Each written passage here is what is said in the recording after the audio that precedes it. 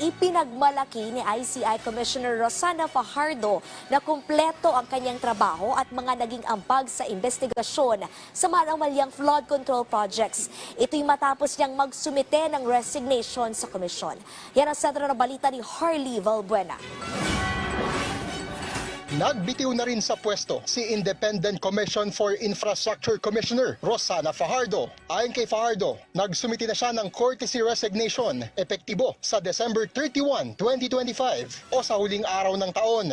Ipinagmalaki naman ito ang kanyang mga naiambag sa investigasyon sa maanumalyang flood control projects, kabilang ang pagkalap ng mga ebidensya at pagmamando sa mga voluntaryong inisyatiba na nagresulta sa mga rekomendasyon para sa mas maayos na procurement process ng gobyerno. Sinabi ni Fajardo na nakompleto niya ang kanyang trabaho sa komisyon.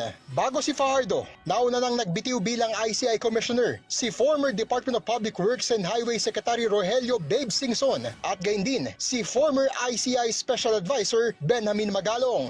Dahil dito, ang tanging matitira na lamang sa ICI ay sina Chairperson Andres Reyes Jr., Executive Director Brian Keith Hosaka at current Special Advisor Rodolfo Azurin Jr. Sinabi naman ni Fajardo na ang responsibilidad sa investigasyon at paghahain ng mga rekomendasyon ay inaasahang ipapasa na ng ICI sa ibang ahensya tulad ng Department of Justice at Ombudsman.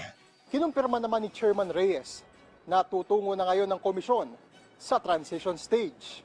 Ayon kay Reyes, tututok na sila ngayon sa pagsasapinal ng mga nalalabing referral sa Ombudsman upang mapalakas pa ang mga kasong iahain sa mga korte tungo sa pagpapanagot sa mga nasa likod ng anomalya. Ibinida naman ng komisyon ang kanilang achievements, kabilang ang 8 referrals sa Ombudsman at joint referrals katuwang ang DPWH kung saan na-implicate ang halos 100 individual, kabilang ang ilang senador, congressman, mga dati at kasalukuyang opisyal ng DPWH, mga contractor at maging ang isang commissioner ng Commission on Audit. Tumulong din ito sa mga hakbang para ma-recover ang bilyong-bilyong pisong nakulimbat sa flood control scam.